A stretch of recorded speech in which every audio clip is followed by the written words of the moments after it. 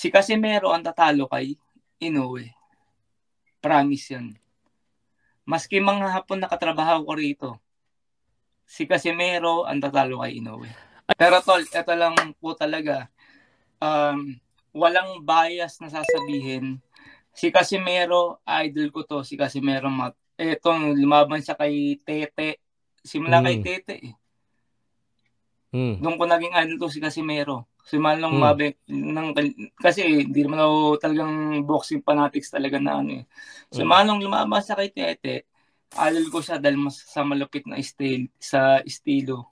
And then pagkatapos nun, yung naging laban niya rito sa Guillermo, malakas pa rin siya doon kahit pa paano dahil napataob niya kahit nasabihin mong ng referee, di ba? Oo. Pero pagkatapos nun yung dito sa laban niya kay Uguni, doon medyo humina, talaga. Nagbago yung laro ni Casimero.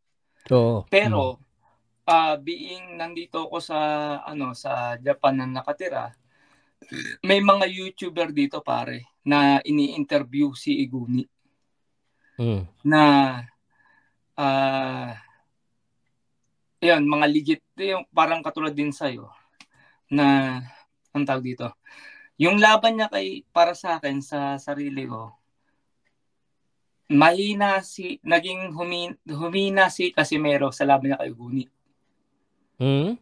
Pero karamihan ng mga hapon dito, tol, pawa, walang bias to, tol. Yes.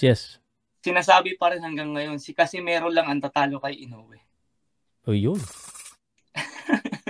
Ito, tol, hindi ko kalala sila Silver Boys kahit na sino pang wala akong dyan na wala pong ito, matagal ko nung gustong sabihin, pero ngayon ko lang gusto kong sabihin. Sabi ko, apaw kay Pau. Sige po. Si Casimero ang tatalo kay Inoue. Promise yan. Maski mga hapon nakatrabaho ko rito, si Casimero ang tatalo kay Inoue. Ay, dapat pagbigyan na ni Inoue at least sa December. Wag na yung Goodman. Sana pagbigyan. Pero kay Casimero din yan eh.